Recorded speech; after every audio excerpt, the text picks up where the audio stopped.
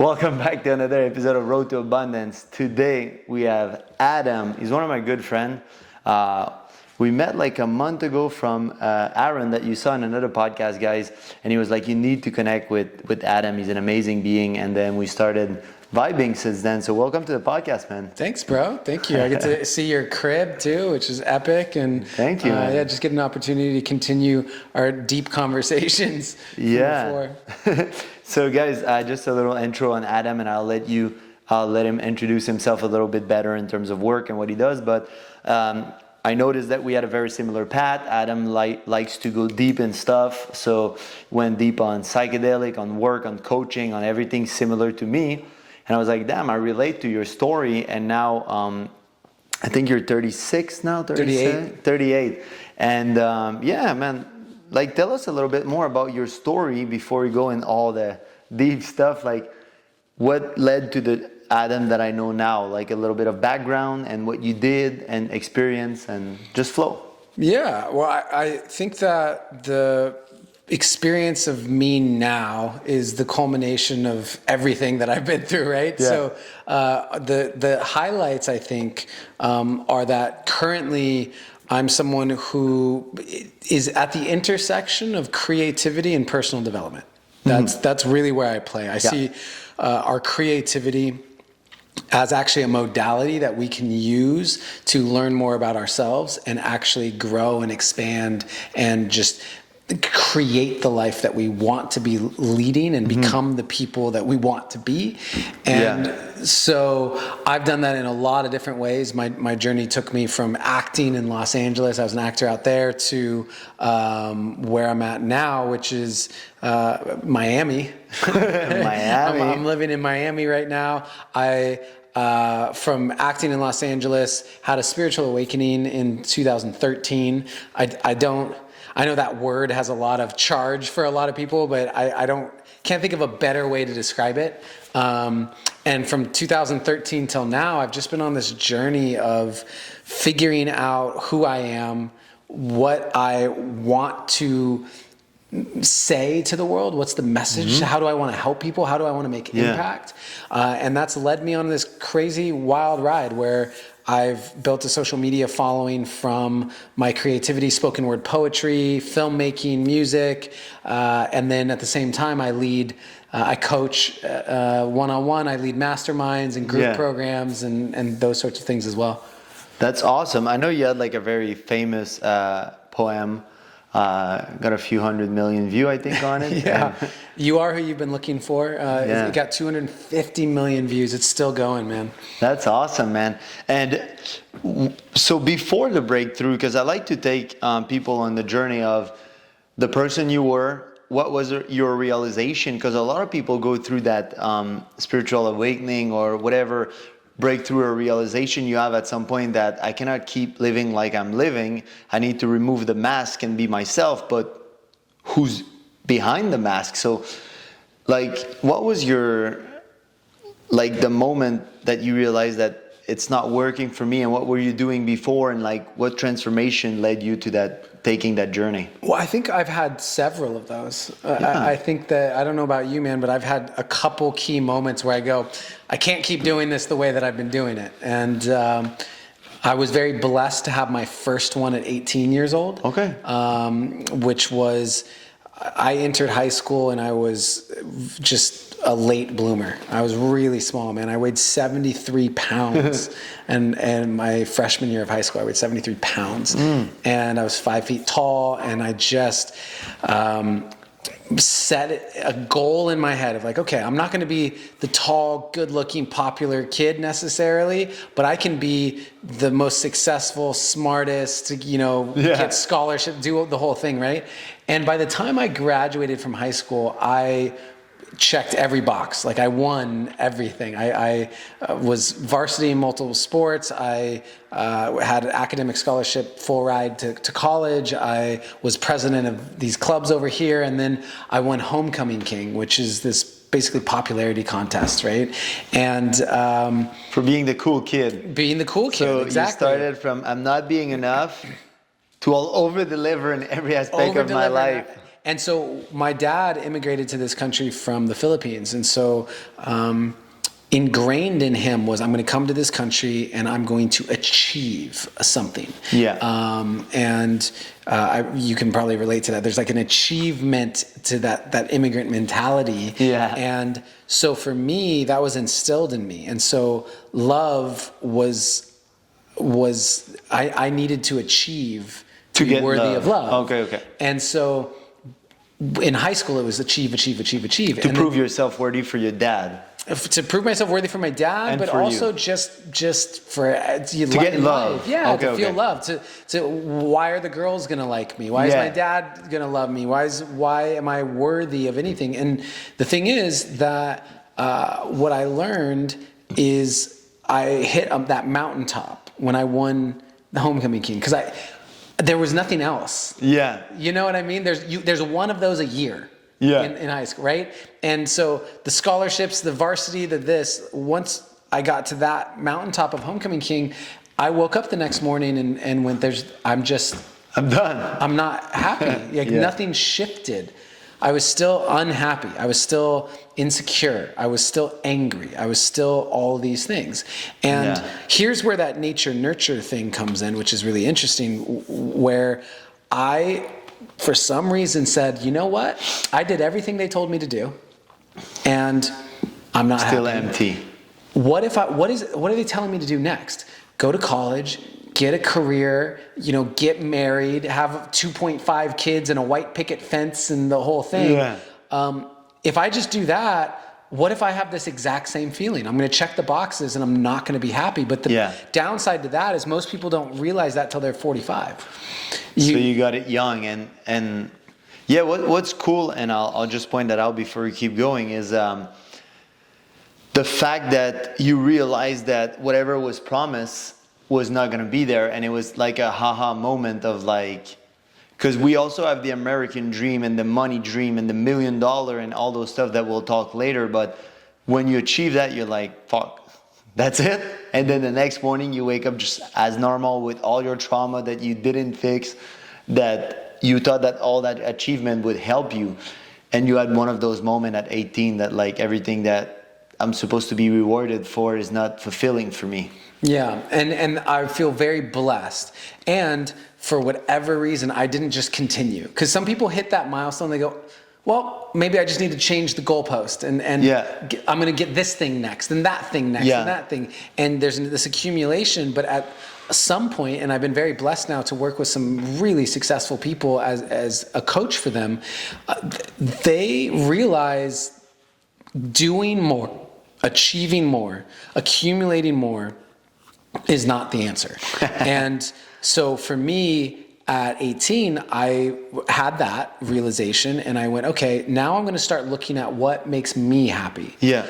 And that's what led me to move out to Los Angeles to pursue an acting career. Actually, acting was the only thing that when I did it, I felt happy and alive. It gave me access to my emotions. I was very emotionally shut down. So acting was a safe space to explore emotionally. Yeah. And so I made the decision to move out to LA to pursue acting, and at 18. I actually did go to college, and what I did was start, because I also had that part of me that went, I have a scholarship. So let's go. It would be stupid to like throw this away. That's how they trap the intelligent people. Yeah, right. And at 18, I didn't know that acting was the thing. So what I did was I went to college, and then I started exploring. And so I started taking acting classes in college. Okay. And so that's how I got into it. And then I had another moment in 2013, which is my kind of spiritual awakening, where 2012 was the most difficult year ever for me at the time, and everything. How old were you? I was 28. Okay. 27, turning 28. Okay. And what was that shift? Like, you went to college, then you did acting from 2021 to 28, kind of in LA? Yeah, so I moved out to LA at 22 years old, and then was acting. And at 27, I had, it felt like, as someone who had been a high achiever, everything was that I put my mind to, I was able to do. Acting was the thing that was not seen to pop off, and I was really good. I have such a hard work ethic, and so I mean, I was in conservatory style acting training. I was doing extra stuff. I was studying actors. I used to watch movies on mute when I was studying certain actors, just to see their mannerisms and stuff. That's cool. And so like, I was in it, and it just wasn't taking off. And I was getting a lot of close calls, man. I got on some, I did an episode of NCIS here, and I did an episode of This Is Us here, and like the different things, but it never took off. And it wasn't meant to be. Now that you look back, it's like it's life talking to you that maybe it's not meant to be at some point. Like, and you did try it 6 years. I mean, I ended up trying it. I mean, I was out there for like 9 years, really focused on it. And every time I had a little success, I got a part or something, then I would have the same experience of, this didn't make me happy. Again. And then in 2012, it all came crumbling down. There was a lot of things from a career standpoint to my health standpoint, where I got T-boned by a car and needed hip surgery and was having migraines, and it just like all of this stuff was happening. And out of pure desperation, I wind up in an ayahuasca ceremony. And so ayahuasca, just so you guys understand, it's a root, it's a plant medicine, and you go to a ceremony, and there's a different way of doing it, but let's say simple, you're going to drink it, and then there's going to be a spiritual journey that you'll encounter with DMT inside, and DMT would be the hallucinogenic substance, and then it's also a teacher because it's a plant. So just, you probably heard the name, now you kind of know what it is. Mm-hmm. So yeah, it's the ayahuasca brew is typically always just 3 ingredients. It's water, it's chacruna, and it's ayahuasca. And ayahuasca is a vine that contains MAOI, which is monoamino oxidase, I believe, is the MAO, which our systems have. Mm-hmm. That basically, when you have DMT, which is called the spirit molecule, and if you have DMT in your system, you basically go to other dimensions. Yeah. And our bodies actually produce DMT. Yeah. And generally, we only experience it in when we're dying, in breath work, and breath work, or when you're about to fall asleep. That space. So it's when you're in like another dimension, and we have something MAO, monoamino oxidase, which eats up like a little Pac-Man. It just eats up the DMT in the system. That's, you only experience it for like a very short time. That's why even when you smoke it, DMT would last like 10 minutes, 15 minutes, because your system eats it up. But ayahuasca, the vine, has an inhibitor in it that basically stops your MAO from eating up the DMT. So then you take the chacruna, which has the DMT in it, and suddenly you're swimming in the spirit molecule. And it's a very magical experience, and something that has been a great teacher to me. And at the time, I didn't know too much about it. I you really just didn't. went, and whatever is going to happen will happen. I just knew that I needed something. I needed a refresh. I needed a cleanse or something. And I wound up in 2 ceremonies, Friday night, Saturday night, and completely changed me into... In what sense? Like, what was your biggest awakening at that moment that you were like, wow? I didn't have any real spiritual beliefs at the time. I wasn't a spiritual person. I didn't believe in God. I didn't believe in energy and everything's connected. I didn't believe in crystals or anything like that. And then literally after this weekend, I believed in all of it. I'm sold. Yeah. The energy fused in my body. 100%. It just changed everything. It showed you, like, because it's a powerful teacher, and you'll see things that you can't ignore, and you realize that it's not the world we live in, and it's like, if you never did psychedelic, guys, it's fun. Let's say like that. It's eyes opening. Yeah, I think once you've peeked behind the curtain, you can't unsee it. You really can't unsee it. No way back. And so you can pretend that it's not there. You can ignore it. You can not take action on it. I know a lot of people who've sat in ceremonies and then they just don't ever take action on it. And you can become unconscious again, but for most people, once you've seen behind the curtain, the real question becomes, what are you going to do about it? Yeah. Yeah. Yeah. So ayahuasca, so at 18, I had that experience, and then the ayahuasca ceremony in 2013, those were two really pivotal moments for me. And then the final one that I really think is worth noting is I was in a 10-year monogamous relationship with a woman, and after 10 years, we broke up. What was the main reason you feel? That we broke up? Yeah. Monogamous? We just grew we kind of took for granted that we were going to be together forever. That we just thought we were going to be together forever. We were talking about getting pregnant and all these things. And so we were deep in this work of plant medicine and spiritual pursuits and retreats and different things. And we wound up doing a lot of work separately. And not together. And over the course of several months, we didn't see each other very much. She was in Bali doing this thing, and then I went to Mexico to do this thing, and we this and this. And then I went on tour. I had a spoken word poetry show I was touring. I toured Canada, actually, with it. And in the span of 2 or 3 months, we spent very little time together. And the time that we were together, we were still working on our own stuff. And what happened is we just grew in our own directions.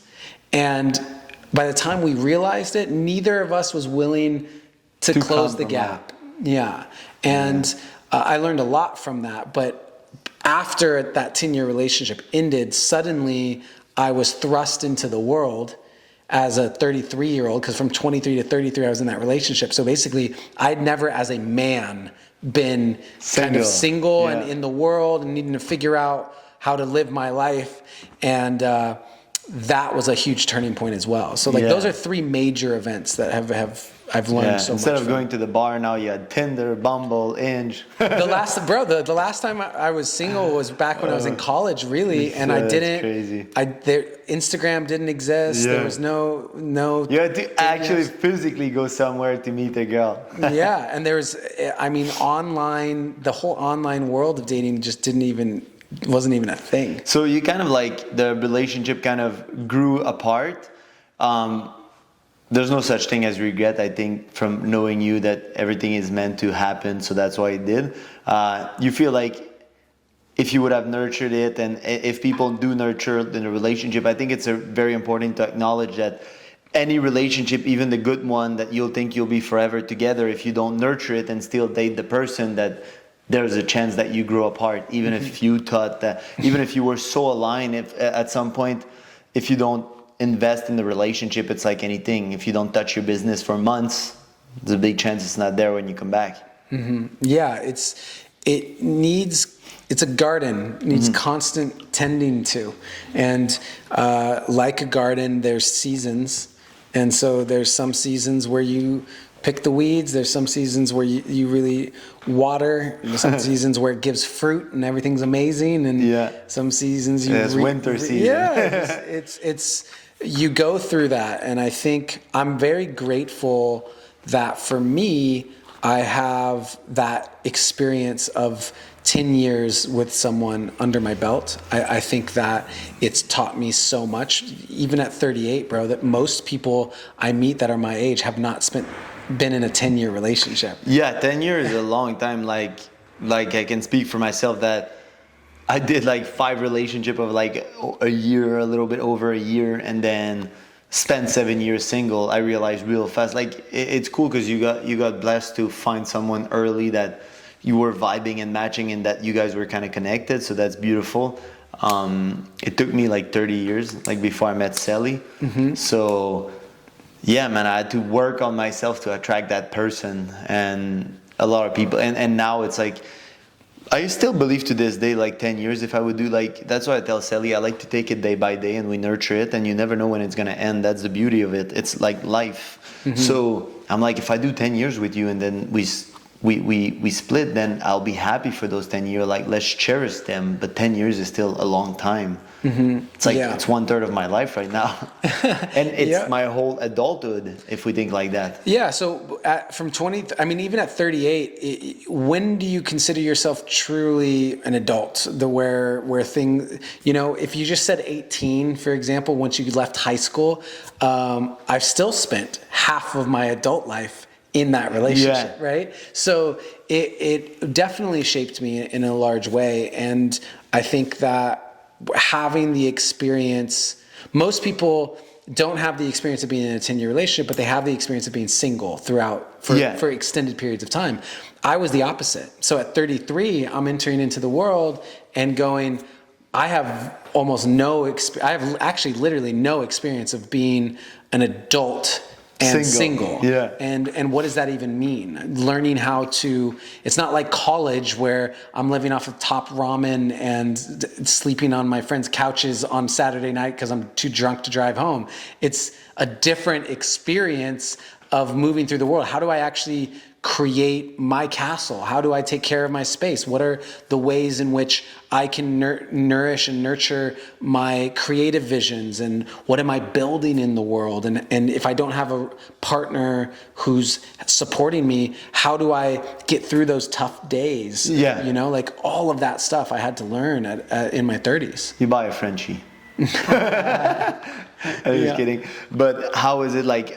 Did you start dating as soon as you got single? Like what happened? Like not dating, but seeing girls and like how is it the journey? Like from 33, you have your kind of last, not your last, but your main awakening of like your second one that you're like, damn, okay, I need like that's another big revelation. I'm gonna be single. Now I need to take care of myself. And you dive deeper in spirituality up to 38. Like what happened through those years? That when did you become a coach? When did you start that path? What happened in between the first ayahuasca and stuff? Like, so people.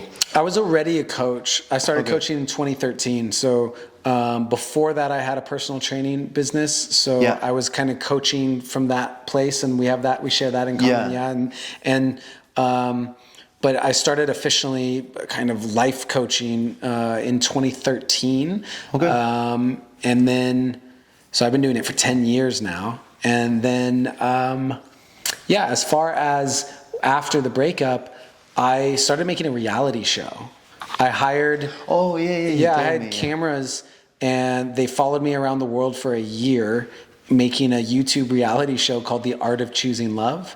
And it's out on YouTube if people want to watch it, but it basically tracks the year after that breakup and what it looks like to start dating again. And I actually met a woman pretty quickly that I started dating, and we spent a year together and broke up, and all of that's captured on the show, man. It's really... That's cool. And I don't know if I told you at the restaurant on top of it, but I moved to LA at first for acting. So that was another thing that we shared. And but I almost did The Bachelor, and then they couldn't pick me because of I was Canadian, and you need to be actually a resident in the States. So I did the casting, I flew, I did all that in LA, and then they were like, oh, you're Canadian. I'm like, yeah. They're like, we can't right now. Like, you need to be, because they can't just take a US Bachelor as a Canadian. Like, I would need to have my green card back then. And I had this idea of doing The Bachelor around the world, and I was gonna finance it at some point. And then I met Sally down the line, but for the last 3 years, I was entertaining of like dating a girl in every different city in the world. Like, let's say you do 30 cities, like Paris, Vienna, London, and then recording it. So it's, when you told me that you did that, I was like, oh, that's cool, man. Because I had this idea of like exposing different culture and different way of dating around the world, and kind of like, you tell them that, hey, I'm doing this show and we're gonna date in their city, and then I take you on a date, and then like stuff like that. And it's that would be really interesting, actually. Just a show of going on dates with women from all around the world. Yeah, I like that idea. I was gonna sell it to Netflix, like finance it, record it, when I was like ready to kind of like think about it, I met Sally, and I felt like, because The Bachelor, I felt like, it's cool, they take really beautiful women, but all from United States. Yeah. So even if some of them have different culture, they're mostly all born in United States. So well, it's like, all my friends have told me not to date American women. I don't know, like That's been the United States, and I say that whether that people agree with that or not. I say that because there is a culture around dating everywhere, and so a lot of the American women, and for women who are raised in America, that they have a particular culture, and then women who are raised in different places in the world have a different relationship to the masculine and the feminine, and so I think that would be really interesting, and even done from you could add a spiritual twist to it, where you're really talking about just masculine, feminine dynamics. Yeah, maybe we can look in the future to host one and do the idea and stuff. But I felt very interested because I traveled the world. That's where the idea came from. I was like, I've kind of seen women all over the world, and I was like, it's very different. And American, it's an amazing place, but a lot of American girls, they never really travel. They don't speak other language. They didn't see much of the world. And it's still like crazy to me that sometimes people are like 25 and they still don't have a passport. And I'm like, you don't have a passport? Mm-hmm. Like, I remember one of my friends, his ex, she was like 24 and doesn't even have her passport. And we were like, yo, let's go traveling. And she's like, well, I need to do my passport. I'm like, what? Like, I did it I have my passport since I'm like 12 years old. Like, because I wanted to explore the world. And I know like a lot of American, they are integrated in the culture and they don't necessarily have an interest to see the world. Mm-hmm. So yeah, I think part of that is the media. Like the U.S. news and media is not world news, really. Yeah. Like when you go to other parts of the world, they have like BBC and they're hearing about the news in other countries. Yeah. And in the United States, you're not really hearing about. They isolate you. They want to show you whatever. Even Google, man. Like that's another thing that we don't have time today. But since when I moved here, what you see on Google versus what you see otherwhere in the world, it's very different. They kind of limit some stuff. And at the beginning, you have to use a VPN because there's some information or research that you can't do. Mm-hmm. And not even about like, it's just, they don't want you to see that thing. But it's very easy to find Kardashian and all that stuff. That's everywhere in America. Yeah, and you look at what they're doing with TikTok in China, for example. In China with TikTok, they have it where it specifically is feeding the people, the youth, it's feeding them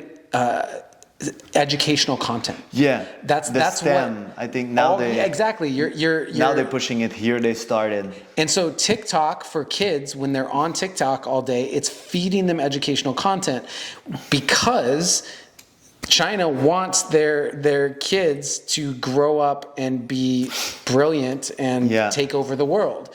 And in the United States, our social media is quick dopamine hits and stuff that's like so bad, dumbing down society, and that it's really interesting because that just shows you how different the world is. But in the United States, because of how isolating it is, the media, how big the country is. Like if you go to Florida, to Arkansas, to California, it's completely. It looks different. Texas. The people are different. Mm-hmm. I mean, you might as well be in a different country in a lot of ways, right? That's kind of what it is. Like honestly, like coming from Canada, Florida is his own country, LA is his own beast, and California is a different beast, and Texas too, and people in Colorado vibe it differently. And I feel like in Canada, like yes, you have some difference, but you can see we're all Canadian. Like it's a vibe. Yeah, you'll have more of a difference between LA and Birmingham, Alabama than British Columbia and Quebec. Like LA and Montreal. You know, I mean, Alabama is its own country in a lot of ways, the same as California, and so I think that. That contributes as well for why a lot of Americans just stay inside the United States. But it's interesting. I think traveling to other countries is one of the most important things that we can do for so many reasons. Yeah. And as of 2013, you started coaching. Did you do Well, I know, but did you do any other retreats or any other psychedelic, any other experience? What was your revelation? And through your years of coaching, like what made you the man that you are today? Well, I think plant medicine has been a major teacher for me in all kinds. So from ayahuasca to peyote, San Pedro, iboga, psilocybin, LSD, like just whatever, just... You tried it all. I'm a psychonaut in a lot of ways. I love the exploration of consciousness. That's a huge thing that I'm a fan of. And not just from substances. I'll do, vision quests out in the desert. I've done that. I've done, long breath work can be very psychedelic in nature. Vipassana. I did that in India, which is a 10-day silent meditation retreat where you meditate 10 hours a day for 10 days. Without talking. No talking, no yoga, none of that. So I push the boundaries of my own consciousness. Yeah, similar to me. That's why I was like, it's really cool, and that's why I was like, let's do a podcast, because I see myself in you very similar in terms of like chasing and always pushing the envelope and seeing what we can find. So it's super interesting.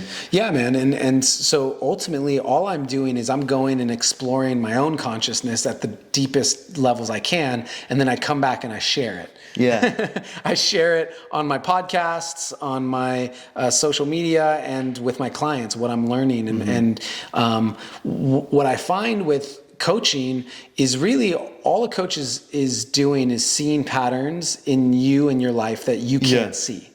Right? Exactly. And so the same way you have a coach if you have a golf coach and they can see you swinging the golf club in a way that you can't see. Exactly. So they are able to see things and reflect them to you in new ways. And for me, that's what I do with my clients, right? Is okay, I've explored so much in my own life, but also through reading and podcasting and hiring my own coaches and all of the retreats I go on.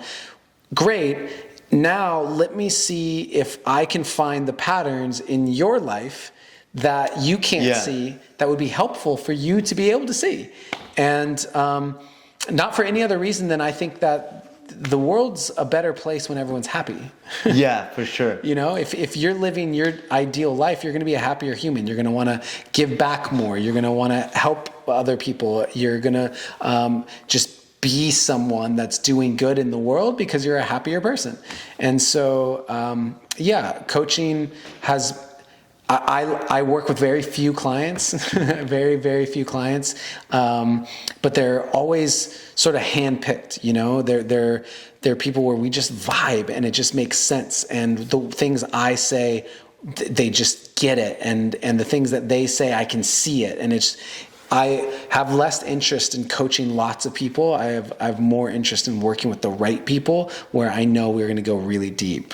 Yeah, that's beautiful. And I love that now, like with Netflix and even Gaia and all those, like now all the study are getting back on psychedelic, how positive it is and how amazing and how heart opening it is.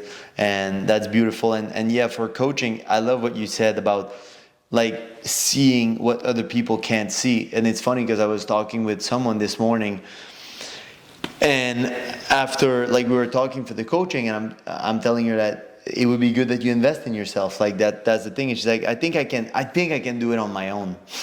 She's like, I'm not sure I want to invest that money right now. And I'm like, the absolute truth, and I believe it, and I'm the same as you, is you won't do it because your subconscious doesn't allow you to see that. That's your conscious mind.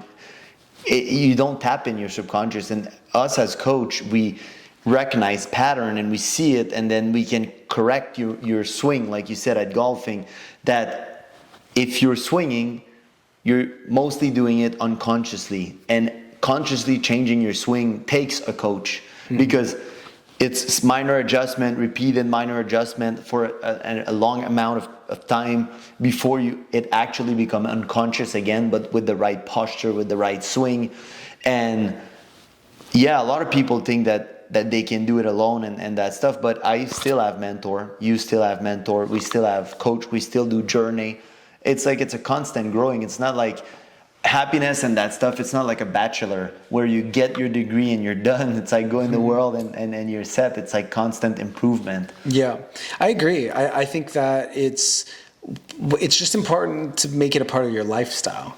And it doesn't have to be that deep. You know, I don't think that what I do is what everyone should do. I think, you know, when you look at the greats in the world at anything, you look at like Kobe Bryant, right? I'm a huge Kobe Bryant fan, rest in peace.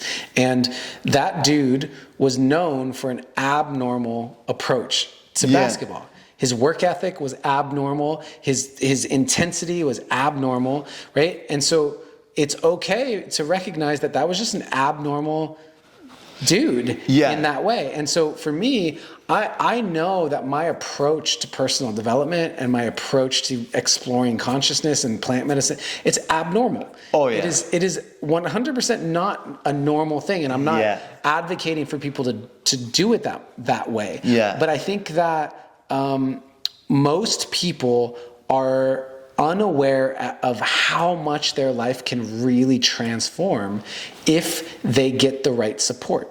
And the right support is based on the seasons, like the garden that we're talking about. It's just there's a certain period of time where a business coach would accelerate your business so much. There's a certain amount of time where a like trauma-informed therapist could be really beneficial to you. And there's a certain point in time where plant medicine might be that thing. Yeah. Whatever it is, you're always in a season that the right support could really help. Mm-hmm. And I think that's an important fact. Yeah. And investing in yourself is always the best decision. And a lot of people, like when I invest or I do things, they're like, wow, that's a lot of money. And in my head, I'm like, technically, I'm saving money because there's a cost of opportunity, which meaning if you keep going 1 year, so if you know your value, right? Mm-hmm. If I know that I'm worth the money and I'm worth the investment and I can grow it. Think about a garden, like we keep talking about garden.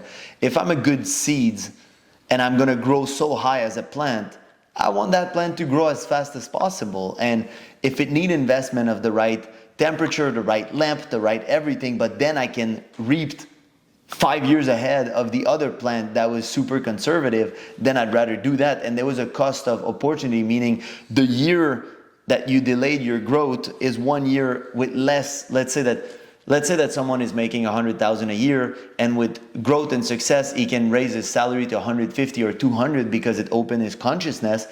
Then that 70,000 is what you lost not taking the investment in yourself before. And same thing, I do think I'm abnormal, and when I advise people on how to do those journey, I tell them to go to their own rhythm and I do things when I have a calling to do it. I'm like, if I have a calling for psilocybin right now, I do it. Now I had a calling for ibogaine, so I'm going to do that in 2 weeks. The goal is not to do them all and do things, but I'm kind of like you. It's like I'll push limit, like sometimes like hero dose and stuff higher than normal people, just because I know myself and I'm ready to push that envelope. So I would say like always respect yourself in that, but it's worth doing it and doing it in the right environment. And we're not talking about going to a rave and shoving down shroom. Like this is not for me. That's not a journey. It's you go inside yourself with a blindfold and you work on what's inside. Yeah, the relationship to medicine is one that needs to be taken seriously. I do think it's very important, and I don't think that it's for everyone. And so for people listening to this, it's what is the thing that you want to work on right now? What is that edge that you keep running up against, and what support do you currently have to work on that thing? So for some people, there was a time in my life where the issue was in my 10-year relationship, she kept saying she wanted more intimacy. That's what she said. She wants, I want more intimacy from you. And I went, more sex? We can have more sex. Like, and she goes, no, not more sex, more intimacy. And I went, I don't know what the hell that means. Yeah. I actually don't know. I don't keep any secrets. What do you mean you want more intimacy? Because girl and guys were different to how we see intimacy. And so I went, okay. And what did I do? We hired a coach. We hired a couple to support us in developing more intimacy in our relationship. And that's what I needed at that time. I didn't need plant medicine. I didn't need that. That's what I needed at that time was intimacy coaching. Yeah. And so I just for me, your point about the cost of not doing it is really a valuable one for people to think about, because I was watching, I think it was Hormozy online and he was sharing a little clip, and it said something along the lines of, let's say that you make a salary of $4,000 a month, and your costs are $3,500. So you got like $500 a month that you have.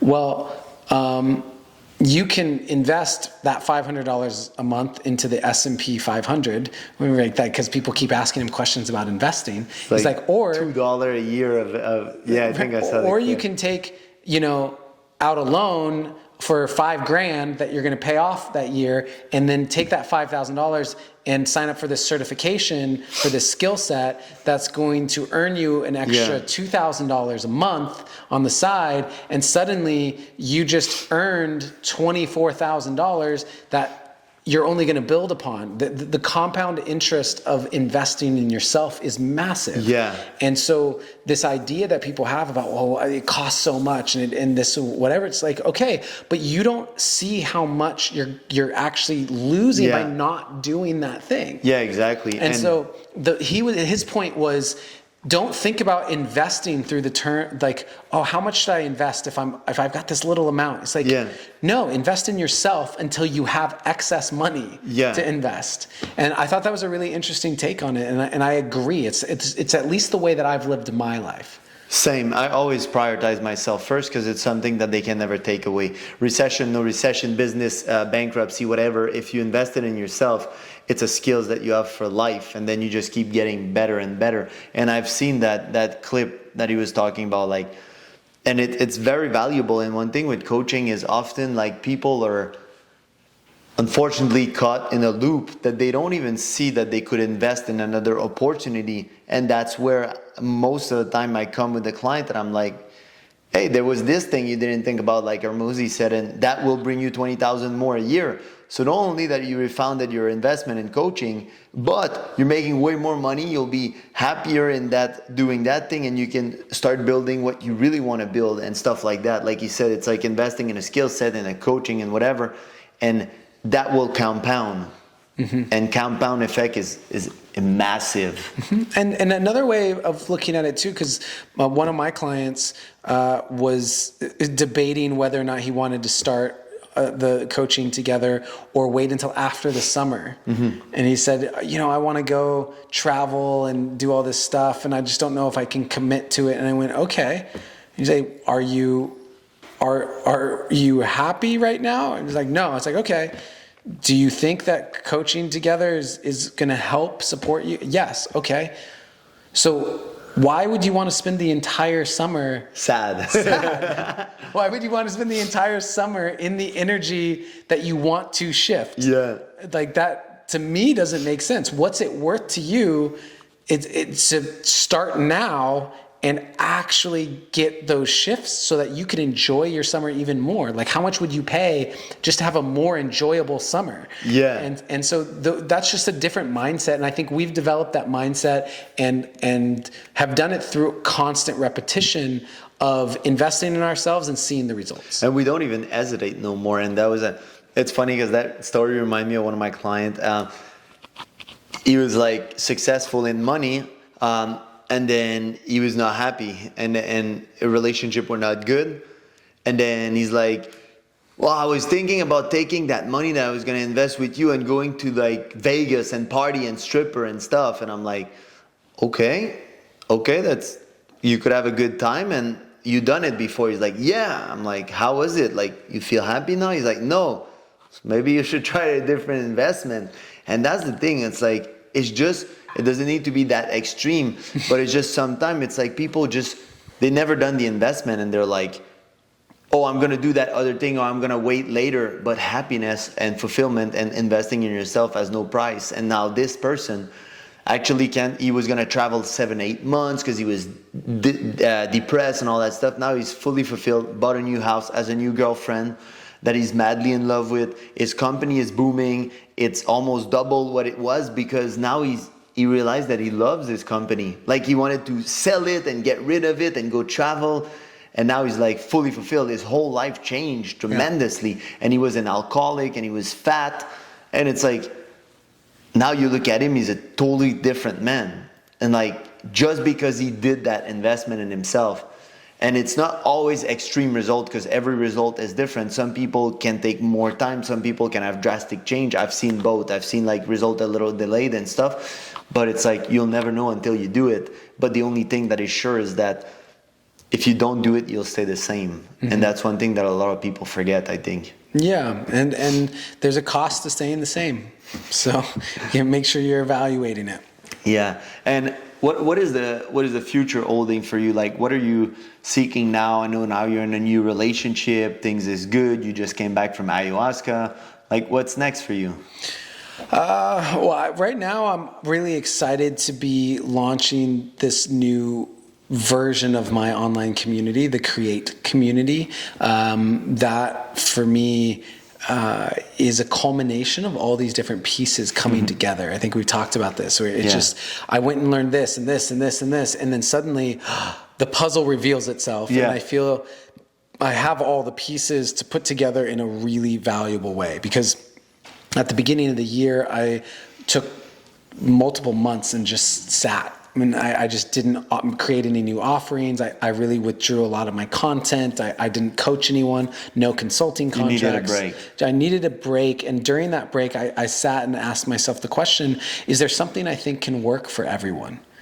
You know, we've been talking a lot about plant medicine, but I don't think that works for everyone. I don't think it is for everyone. There's a lot of different types of breath work. There's a lot of different types of yoga. Not everything's going to work for everyone. I've seen it, right? I've done a lot of yoga, and I don't do it that often. It's just not my way of entry point into shifting myself. But it works for some people. It's amazing. Is there something that could work for everyone? And what I came to is, yes, there is. And my belief is that it's creativity. I believe that if you have some form of creative expression in your life, you will be happier. Yeah. It like 1% or 50% or 100%, but you will be happier. That doesn't make you happy. It just means you'll be happier if you have some form of creative expression in your life. I actually believe that for every human. 100%. And so if that's true for every human, to me, that's a starting point, and it's worth me pushing. Yeah, it's worth me pushing. And so I'm relaunching the Create community, and that is going to have a real focus on helping people use their creativity, whatever that is, whatever that looks like. But your creativity as your teacher. It's going to be the thing that you use to help you see what's going on inside yourself. And it's the thing that you use to make new choices and integrate that information. And so I'm really excited. I've been looking at creativity as a modality for a while now, and it feels as if it's all coming together. And so the relaunch of my community is what I'm most excited about moving forward. That's amazing, man. Congratulations on it. I'm super excited for this new journey. And I do believe that creativity and whatever you... Like, imagination is creativity, and you have to imagine your life in order to create it and to make it happen. You need to have that vision. And if you can't do it for yourself, then it's hard to bring that future to life, because it needs to go from fifth dimension to the 3D reality.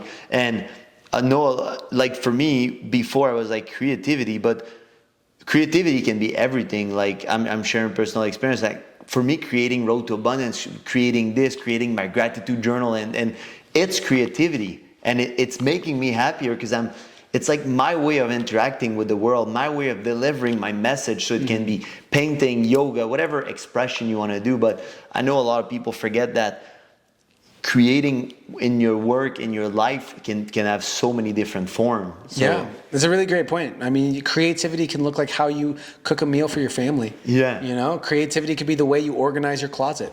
The creativity is an energy we all have. It's our life force energy, and being able to use that in a productive way to help us grow and expand is something that I just believe in so much. It's been the consistent theme throughout my life, from acting to now, Yeah. and poetry and all of it. And so, yeah, I'm really excited to share what I've learned about how to utilize creativity and to do it in a way that's also really affordable and accessible to people. We've been talking off recording a lot about just, I've charged a lot of money for my services over the years, and I'm excited to have something that I feel like anyone at any sort of income bracket can start to utilize. And I respect that, and I told you, like I share with you, like that it was something coming to for me at some point, like this year and next year, that it's cool to have a massive impact in terms of like helping more people, because it's nice to have some very high-end client that will pay very expensive, but it's also cool to have a community and build something and share other way. And we're one consciousness, so it's cool to share with more people. And I think you have a very unique approach with a lot of experience. So, man, I can't wait to see it unfold for you, man. It's Thank you, be bro. beautiful. I appreciate that. For our reader out there, like, you've been very involved in all that journey. What's your top 3 book? Top 3 books. Let's see here. I would say one book that I give regularly to my clients is The Untethered Soul By Michael Singer. By Michael Singer. That's a really good one for just. I wouldn't say it's necessarily entry level, but it is a book that I would, for anyone who's starting to recognize that there's who am I, the one who's the observer. Right, there's Adam, but then there's the one who's observing Adam, sort of back here. That book's really great for that. I love Conversations with God is another really great book. Never heard about it. A really great book. And then to find a book that's a little less sort of esoteric and more grounded, I think that, let me think of one I've read recently. A book that I've read recently, The Creative Act by Rick Rubin. If you know Rick Rubin, he's one of the most famous music producers. He's worked with everyone from Eminem to Lady Gaga and all kinds. And he recently released a book on his creative path. Yeah, on just his thoughts on creativity and the creative process. And I thought that was really great. That's awesome. I know that I want to share a little bit your routine. I know like you don't really have your phone open in the morning. Yeah. Like it's funny. Because you messaged me. So guys, too it's early. like I'm supposed to meet him at 11 in Miami, and for me it takes like with traffic 50 minutes to get there, an hour at South Beach. And I just never know, first time seeing him, so I want to confirm the appointment because people don't show up. Sometimes people have like last minute shit, and I don't know you, so I'm like, yo, Adam, are we still meeting? And I'm waiting for his thing. I'm hopping in the shower. I'm doing my thing. And then I think 30 minutes before the thing, he's like, oh, yeah, I don't have my cell phone open for the whole morning. So, yeah, I'll be there. I'm like, well, I'll be late then. And yeah, so I try not to turn my phone on until at least 10:30 or 11 in the morning. That's beautiful. What time you wake up? I've been waking up later recently. Part of it is I got an 8 Sleep mattress. Do you know about 8 Sleep? I got one in the room, bro. man. It's amazing. It's so good. It's so good. I sleep on this, and I'm out, cold, bro. yeah. I am out. The 8 Sleep. It's just I'm a fan. It's so good for sleep. It's so good for sleep, and anyway, so I've been sleeping in later because of the mattress. But I would say that I wake up between 8 and 8:30. Okay. I'm like, so you get like a good 2 hour of uninterrupted flow. What do you do in that time? Yeah, so if I wake up at 8 a.m., first I wake up, I hydrate. I use either molecular hydrogen or I'll make some, just warm up some hot water with shilajit and some lemon. I'll make kind of a nice tea. I don't know if you know about shilajit, but it's... What is that? If I had to pick one sort of supplement thing for anyone, shilajit is How do you spell that? I'll put it in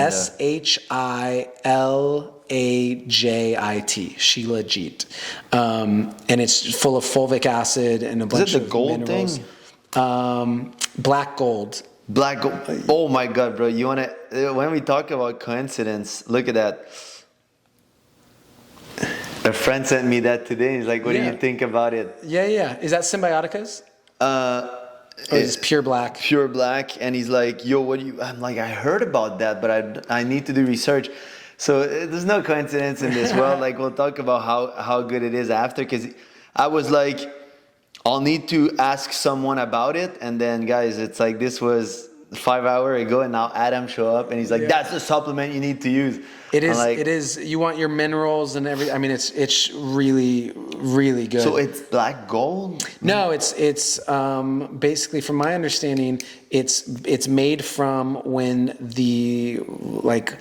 imagine the plates moving on the planet, and it's starting to crush and pressurize all the old rocks and the trees and forests and everything, and just literally crushing it all and creating this. And this, you've seen like, a difference? This tar, and I'm not an expert on how it's formulated, but that's my understanding. And I do so much when it comes to supplementation and biohacking that it's tough for me to say what is working. Everything's working, right? But I would say that alone, and also one of my good friends, Shervin, who's the founder of Symbiotica, which is a supplement brand that I'm a huge fan of their supplements. Okay, I'll check it. You've probably seen them, honestly. They're crushing it these days. And he is a big believer, and I was talking to him about if we could pick one supplement, which one would we pick? And it's that one? Yeah, that would be up there for sure. And then, so I'll start either with a sort of molecular hydrogen or shilajit in my morning, and then I get sun really early in the morning. Yeah, sun gazing. I just take my journal out or my headphones out, and I go and I sit out, and I like to get some journaling in. I like to structure my day a little bit, so get my to-do list written for, okay, what are the things that are important for me to do? So you do it in the morning, the to-do list? I do it the night before, if I can, and then, but sometimes, I'll smoke some cannabis, and I'll just be like, well, no, it's too late. I'll do it in the morning. But things I know that I don't want to forget, I'll write the night before. And then in the morning, I look at it and I go, is there anything else I want to add? And then I think it's also important to let my mind speak. So I'll journal, maybe I'll write a poem. I like to get a little creativity. Maybe I'll play some music. Okay. And I move my body. So I do just a warm up my body, just kind of a full body stretch and movement. This whole process takes, anywhere from 1 to 2 hours to 2.5 hours. Go with the flow. So you do like me. You do me time before to do. Like, I like to do the me time before the business. So I'm fresh in the business when I wake up. I like to read, do my thing, get ready, and then when I sit down, I'm in an amazing flow, and then start the meeting, start the clients, and all that. Yeah, and I feel it's one of those things where a lot of people will say to work out in the morning, because just your testosterone and just the way things are going, you're going to get a lot of gains from working out in the morning. Yeah. But I find that I'm actually most lit up to do my work in the morning. So when I get up, I do my me time. At a certain point, I'm thinking, I want to answer my emails. I want to go into that. And so if I work out, it like takes the energy I have to crush the day. Yeah, I go at 3 or 4. Yeah, so I usually am going later afternoon because I hit my a down energy. Yeah. I start to get drained around 3, 4 o'clock. I really start to feel drained. And so that's a good time for me to actually work out, because even though I might not crush the workout in the same way, I feel it re-energizes me, and I would rather actually at this stage have a workout that's not super crush it 110%, but crush my day. Yeah, that's awesome. Do you have any tips if you feel overwhelmed or people that are anxious through the day? Like, what would you advise?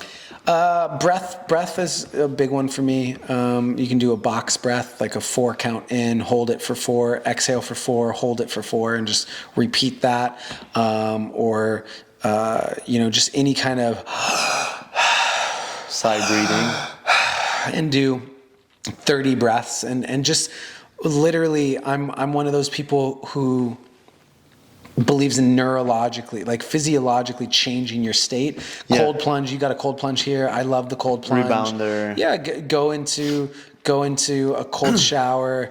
Actually change your physical state, which will help shift your energy a lot. And then, you can meditate or things like that. But I generally find if I'm really feeling super anxious or whatever, sitting and meditating can sometimes be really difficult. Breath work the best. But to do 30 breaths and then go into meditation. Or Yeah. a cold plunge where you're really focused and then you get out of it and then you sit in meditation. You won't think about that thing in the cold plunge about surviving and breathing. and that's what breath work did for me. Like a lot of people are like, I can't meditate. Do breath work, do breathing exercise, because this, you're so focused on it, you won't think about anything else because you're counting your breath. And then, that's cool. And I want to end the podcast on, like, what advice would you give to your younger self? Like if you had to give him an advice, and then you can tell people where they can find you, like your IG and stuff. Yeah, advice to my younger self. I think that if I had any advice for my younger self, it would be to let your emotions be felt. You know, my really young self, as a teenager, I just didn't feel safe to feel my emotions. I shut them all down. And I think now my emotions, I see them as so important. They're the things that tell us when something's off. They're the things that point us in the direction of our highest good. They're so important, and so many people, because they've shut them down, or they think they're wrong, or they're uncomfortable, or whatever, become disconnected from their emotional experience, and they shut off one of our biggest tools and assets as humans. Yeah, it's kind of your sensors, like on a car, it's like you have the little warning that you're too close from stuff. Your feelings are like your sensor. It's 100. like how you feeling, how you're interacting. You're supposed to feel and let them flow. People hold them inside, so that's a big thing. And then you can't feel because you're so saturated with energy. Yeah, absolutely. I've been there.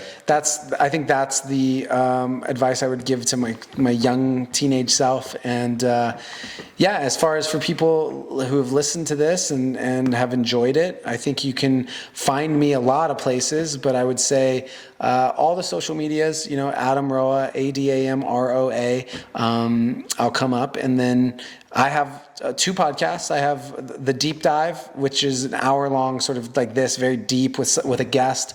And then I have You're Too Much with Adam and Taylor, which is my friend Taylor and I host these 22-minute fast-hitting episodes together. Oh, that's cool. And those, we tend to hit like taboo topics, sex, and all kinds of things. We'll put the link below. Yeah. And then for people who really want to go deeper and have the opportunity to, get access to my offerings and things, my email list, which you can get from adamroa.com, or my text message community, which you can find in the link in my Instagram bio. Those are the places that I think I was telling you I have a new program that I'm going to be launching, and I have 60-something people on the wait list. There's only 24 spots, and that's just from my email and my text message. That's awesome. I haven't even really announced it fully. So those people get first access and first dibs, as the algorithms of social media are a little tricky. Yeah. Awesome, man. Thank you for talking, guys. I hope that you learned something. I hope that this amazing being shared with you some moment of his life, and that you take some golden nugget. I'll see you in another podcast. Don't forget to like and subscribe.